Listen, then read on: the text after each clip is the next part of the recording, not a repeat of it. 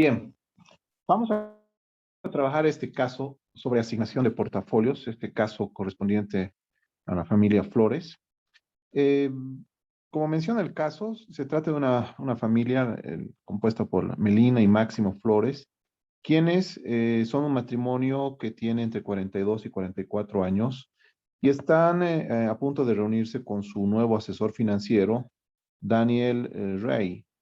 Los Flores, menciona el caso, han trabajado toda su carrera en la empresa Wharton Solutions, que es una empresa de tecnología multinacional. Ambos personas, la pareja, trabaja en esta empresa de tecnología multinacional. Y además, los Flores tienen dos hijos adolescentes que pronto van a comenzar sus estudios en la universidad. El asesor de inversiones, Rey, revisa la situación financiera actual de los Flores. Menciona que tiene una cartera de inversiones que consta de $800,000 en acciones y 450,000 en instrumentos de renta fija. Rey también señala que el 80% de la cartera de acciones se compone de acciones de Wharton Solutions. Hay una importante participación de sus acciones de renta variable en la propia empresa donde trabajan los Flores. Por otro lado, los Flores también poseen bienes raíces valorados en $400,000 con 225,000 en deuda hipotecaria. Rey estima que sus ingresos futuros, como consecuencia de sus salarios, sus ingresos futuros por Wharton Solution, previos a su jubilación, tienen un valor presente de 1,025,000. Y por otro lado, él estima que los gastos de consumo futuros esperados de los Flores tienen un valor presente de 750,000. El señor y la señora Flores expresan un fuerte deseo de financiar los gastos de educación universitaria de sus hijos, que tiene un valor presente estimado de $275,000.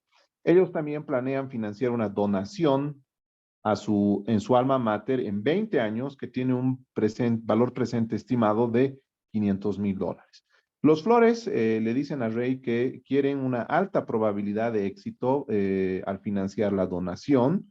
Rey usa esta información para preparar un balance económico para la familia Flores. Además, al revisar el plan financiero escrito por el asesor anterior de la familia Flores, Rey nota las siguientes especificaciones en cuanto a las clases de activos que se manejaba para la familia. Renta variable, que compone renta variable estadounidense, deuda, bonos corporativos con grado de inversión y también bienes raíces globales, y derivados, principalmente acciones extranjeras de gran capitalización. El informe del asesor anterior señala que los rendimientos de la clase de activos, acciones y derivados están altamente correlacionados, ¿sí? El informe también señala que los rendimientos de la clase de activos, deuda, renta fija, tienen una baja correlación con las acciones y derivados. A Rey le preocupa que el enfoque de asignación, el asset allocation de activos, seguido por el asesor financiero anterior de la familia Flores, dio como resultado una superposición de factores de riesgo frente a las clases de activos de la cartera. Rey planea abordar esto examinando la sensibilidad de la cartera a varios factores de riesgo, como ser la inflación, la liquidez, la volatilidad, para determinar la exposición deseada a cada factor. Rey concluye que una cartera de 75% en acciones globales y 25% en bonos refleja un equilibrio apropiado entre el rendimiento esperado y el riesgo para la familia Flores, con respecto a un horizonte temporal de 20 años que le permitan alcanzar las metas más importantes. Rey recomienda que el señor y la señora Flores sigan un enfoque basado en objetivos para la asignación de activos y les ofrece carteras alternativas para que ellos las consideren. Los datos seleccionados sobre las tres carteras se presentan en el cuadro número 1. Aquí tenemos los tres portafolios. En esta columna tenemos la composición en términos de efectivo. Esto sería renta fija. Estos serían acciones globales y las estrategias diversificables, que básicamente están compuestas por fondos de cobertura, hedge funds, y ahí tendríamos la distribución para cada una de estos portafolios. Ray también utiliza un enfoque de costo-beneficio para rebalancear el portafolio y recomienda que las acciones globales tengan un rango de rebalanceo más amplio que las otras clases de activos. Ok, entonces con este antecedente vamos a pasar ahora a abordar cada una de las preguntas del caso y vamos a comenzar con la pregunta número 1 que dice, utilizando el enfoque de balance económico, el valor económico neto, el net worth de la familia Flores es más cercano a. Ok, vamos a ver que la respuesta debería ser el inciso A y a continuación vamos a realizar los cálculos para ver si llegamos a esta respuesta de $925,000. Ok, entonces aquí tenemos los datos que corresponden al caso y lo que vamos a hacer a continuación es detallar por un lado todo lo que representan los activos. Vamos a trabajar con los activos y por un lado primero vamos a mencionar lo que serían los activos financieros.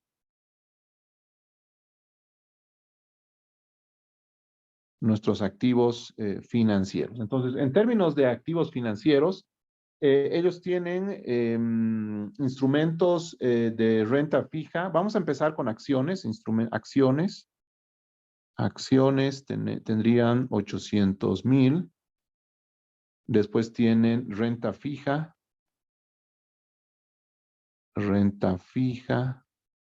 por 450,000. Renta fija por 450,000. Y además menciona que tienen una propiedad valorada en 400,000. Una propiedad valorada en 400,000. ¿Ok? Esos serían sus activos financieros. Y ahora podemos trabajar en los activos extendidos.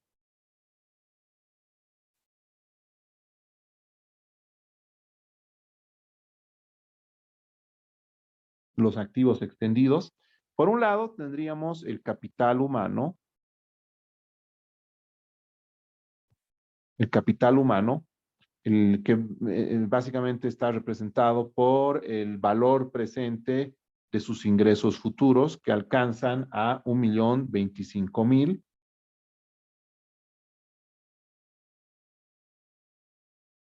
1,025,000 y con esto ya tendríamos todas las cuentas relacionadas a la parte de activos. Entonces, vamos a colocar aquí el Total Economic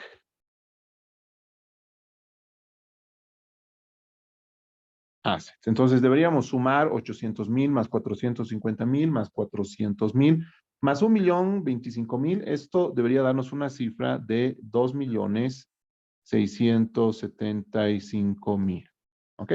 En relación a los activos. ¿Ya? Ahora vamos a pasar a ver los pasivos y el Economic Network, ¿no?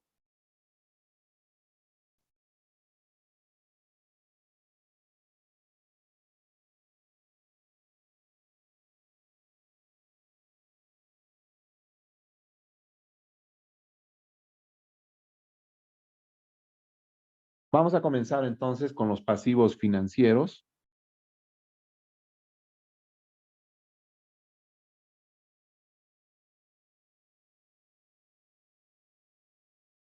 En términos de pasivos financieros, vemos que la empresa, la familia, perdón, tiene una deuda hipotecaria una hipoteca de 225,000.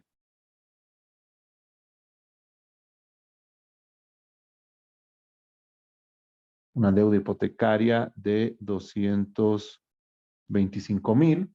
Y también podemos extender sus pasivos.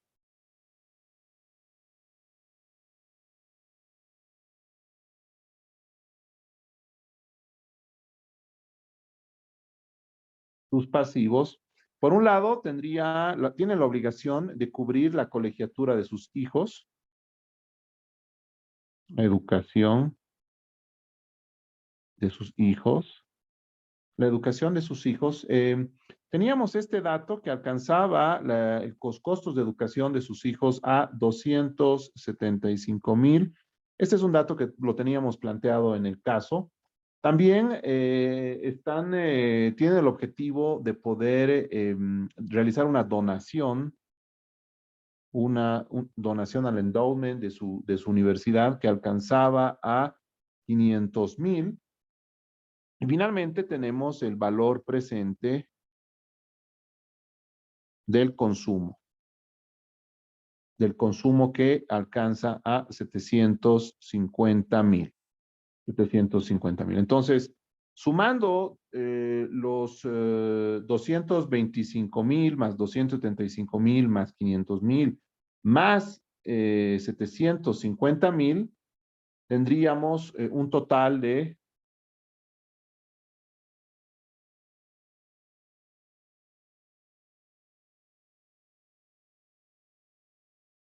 un total de 1,750,000 en pasivos. 1,750,000 dólares en pasivos extendidos, lo que nos lleva a encontrar la diferencia. Esta diferencia se conoce como el Economic Net Worth,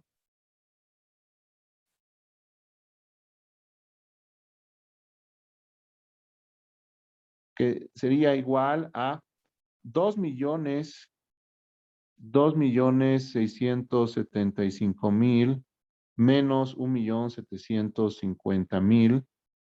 Esto nos da un resultado de 925,000. 925,000, que en realidad es el resultado que habíamos planteado. El valor económico neto, el economic net worth de la familia alcanza a 925,000. Esto nos da una idea de que ellos tienen un excedente. Vale decir que todos sus activos, tanto financieros como extendidos, sobrepasan sus obligaciones, sus hipotecas y todos los planes en términos de gastos de educación de sus hijos, el financiamiento, la donación que van a hacer a su alma mater, más su consumo. Entonces, tienen un excedente de 925,000, lo cual nos lleva a deducir que esta familia tiene una capacidad de enfrentar el riesgo que está por encima del promedio, ¿no? Entonces tiene una importante capacidad para enfrentar riesgos. Excelente. Bien, ahora vamos a pasar a la segunda pregunta. La segunda pregunta nos dice lo siguiente: utilizando un balance económico, ¿cuál de los activos financieros actuales de la familia Flores es más preocupante desde una perspectiva de asignación de activos? ¿Ok? Entonces, para esto tenemos que volver nuevamente al balance económico, y aquí podemos encontrar un elemento que llama mucho la atención, que tiene que ver con la parte de acciones también y la parte de capital humano, ¿no? No se olviden que el capital humano está generado por el valor presente de los ingresos futuros, de los salarios futuros que ellos van a recibir, pero hay una importante participación en su portafolio de acciones. Sí, tienen como más del 80% de las acciones están en la misma empresa donde trabajan. Entonces, vemos que el patrimonio de la familia está concentrado en un 80% en las acciones de su empresa. Y por lo tanto, ellos trabajan en la empresa y seguramente en situaciones económicas difíciles, el valor de las acciones podrían caer, al igual que el valor presente de sus ingresos futuros, vale decir, de su capital humano, ¿no? Entonces, ambos se podrían ver afectados de manera adversa en situaciones difíciles, en situaciones de crisis a la baja. Entonces, en ese sentido, consideramos que la clase de activo más preocupante desde una perspectiva de asignación de activos es precisamente renta variable, ¿no? Estamos encontrando que renta variable es el más preocupante. Habría que establecer algunas estrategias para poder diversificar el nivel de riesgo. ¿Ok? Bien, vamos ahora a la siguiente pregunta. Dice lo siguiente. Ray cree que la especificación del asesor anterior para la clase de activos de deuda, es decir, renta fija, es incorrecta, dado que para propósitos de asignación de activos, las clases de activos deben ser, para propósitos de diversificación de activos, las clases de activos deben ser. Bueno, antes de responder directamente esta pregunta, es necesario plantear algunos principios que deberían cumplir las clases de activos, ¿no? Por ejemplo, un aspecto clave es que las clases de activos que se escojan deberían ser homogéneas. Es decir, internamente deberían ser homogéneas. Si estamos hablando de renta fija, entonces bonos. Si estamos hablando de renta variable, entonces la clase de activos debería incluir netamente acciones, ¿no? Pero no deberíamos considerar una mezcla de activos. En la clase de renta fija no deberíamos incluir otros activos que no sean de renta fija. A eso se refiere que sean homogéneos, ¿sí? Otra característica es que estas clases de activos tienen que ser mutuamente excluyentes.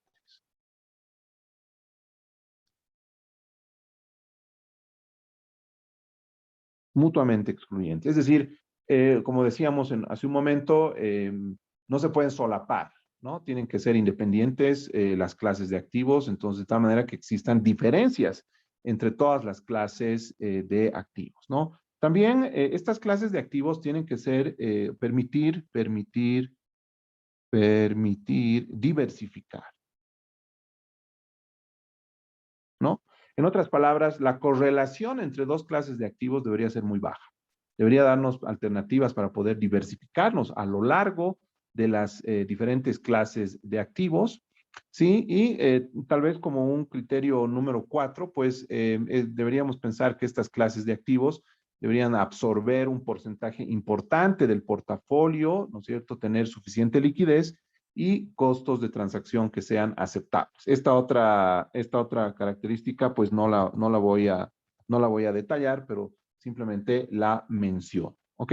Entonces, con esta explicación, volvemos a la pregunta y dice, Ray cree que la especificación del asesor anterior para la clase de activos deuda es incorrecta, dado que para propósitos de asignación de activos, las clases de activos deben ser, y bueno, aquí vamos a utilizar el inciso C, relativamente homogéneas.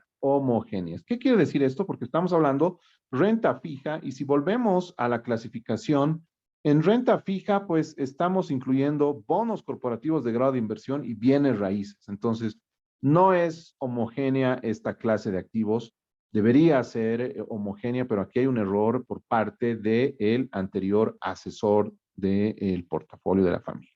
¿Sí? Bien, vamos ahora con la pregunta número 4. Dice lo siguiente. Ray cree que las especificaciones de clases de activos del asesor anterior para acciones y derivados son inapropiados, dado que para propósitos de asignación de activos, las clases de activos deben ser, y aquí tenemos la respuesta, inciso A, diversificables. Esto se explica en el sentido de que señala, dice que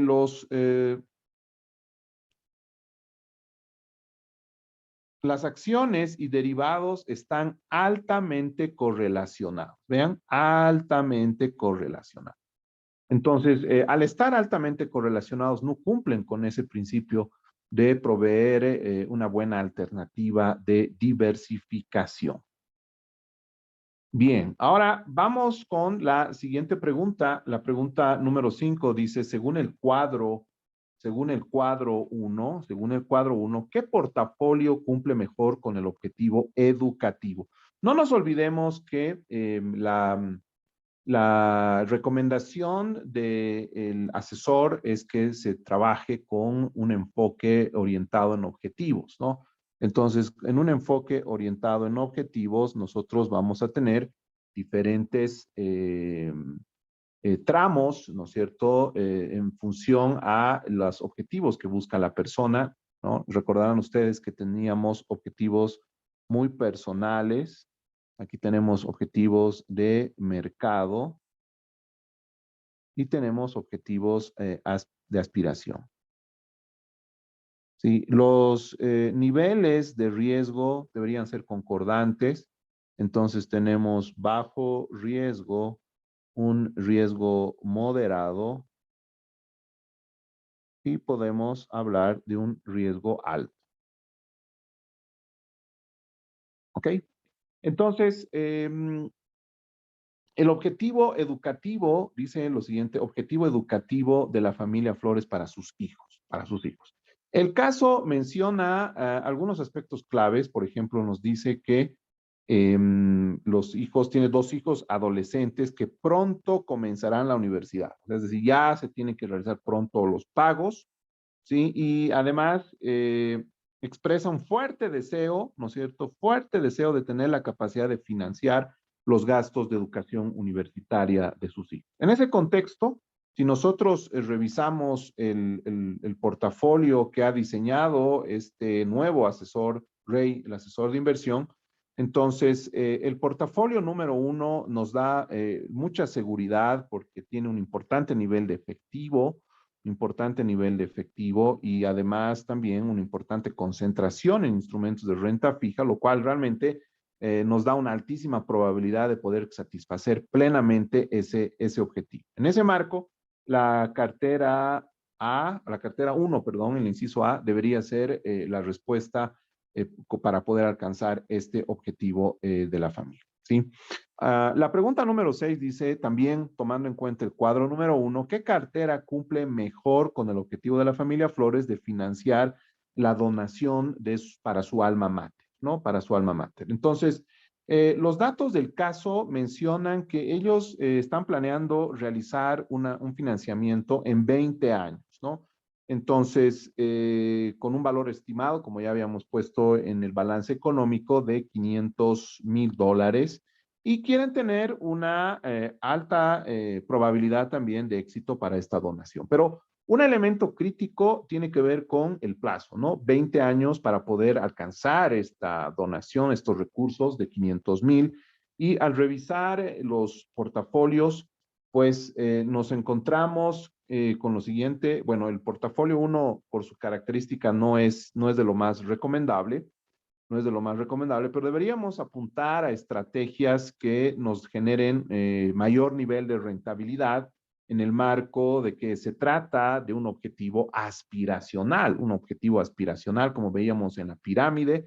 Entonces, al tener un objetivo aspiracional, este objetivo aspiracional se debe reflejar en un portafolio que tenga alto riesgo y, lógicamente, estrategias diversificantes o que nos den diversificación basadas en hedge funds y una importante concentración en renta variable va a permitir poder alcanzar esa cantidad de recursos. En ese sentido, la cartera para poder tener esta donación a su alma mater debería ser la cartera número 2. ¿Ok? Finalmente, tenemos esta pregunta donde se dan criterios para rebalancear las acciones de la empresa, entonces, de la familia, perdón. En ese marco, ustedes van a encontrar en la lectura que hay unas directrices para poder establecer el rebalanceo, es decir, los rangos. Podemos tener mayores o menores rangos. Y estos rangos, pues, van a estar en función de algunas consideraciones estratégicas, ¿no? Cuando decimos rangos, nos vamos a encontrar con rangos más amplios o rangos más bajos para poder rebalancear la estrategia, es decir, límites superiores y límites inferiores más amplios o límites más estrechos. Los costos de transacción, es decir, cuando tenemos altos costos de transacción para una clase de activos, implican rangos de rebalanceo más amplios. Es decir, si tengo altos costos de transacción, es mejor tener límites más amplios para no incurrir en los costos, estos altos costos de transacción. Los inversionistas que son mucho más reacios al riesgo tendrán rangos de reequilibrio más estrictos, ¿no? Entonces, límites más estrechos porque son más reacios al riesgo y no quieren apartarse de su asignación estratégica de activos. Los activos que tienen menor correlación, o los activos menos correlacionados, también tienen rangos de reequilibrio más estrechos. Entonces, vale decir que los activos con altos grados de correlación nos generan un rebalanceo casi automático. Por el contrario, si los activos tienen menor correlación, entonces tenemos que hacer mucho más seguimiento a la estructura del portafolio. Las creencias en el momentum, es decir, este fenómeno, favorecen rangos de reequilibrio más amplios porque podemos aprovechar el momentum, mientras que si nosotros nos trabajamos bajo la hipótesis de reversión a la media, fomentaríamos rangos mucho más ajustados, mucho más estrechos. Las inversiones ilíquidas complican el rebalanceo y por lo tanto es recomendable tener rangos más amplios. Los derivados financieros también pueden crear la posibilidad de un reequilibrio sintético. Si tenemos acceso a derivados financieros, entonces podríamos reducir los rangos de rebalanceo. Los impuestos, que son un costo de transacción, desalientan el reequilibrio y fomentan rangos mucho más amplios y eventualmente también asimétricos, porque podemos modificar los rangos de activos de acuerdo a el tipo de impuestos y el rango de impuestos que tengan los clientes. Y finalmente, la volatilidad de las clases de activos también es una consideración en el tamaño, ¿sí?, del rango de reequilibrio. Si existe mucha volatilidad, deberíamos pensar en tener rangos mucho más amplios. ¿Ok? Volviendo entonces a la pregunta, deberíamos recordar este párrafo en el cual decía que Ray utiliza un enfoque de costo-beneficio para el rebalanceo del portafolio y recomienda que las acciones globales tengan un rango de rebalance más amplio que las otras acciones, ¿no? Entonces, en ese sentido, un rango de rebalance más amplio implica, ¿no es cierto?, que las acciones globales tienen costos de transacción más altos que otras clases de activos, como lo habíamos mencionado. Mayores costos de transacción, rangos de rebalanceo más amplios. ¿Ok? Perfecto. Entonces, con esto hemos concluido este pequeño caso de estudio que nos complementa el análisis de la asignación de activos en carteras de inversión.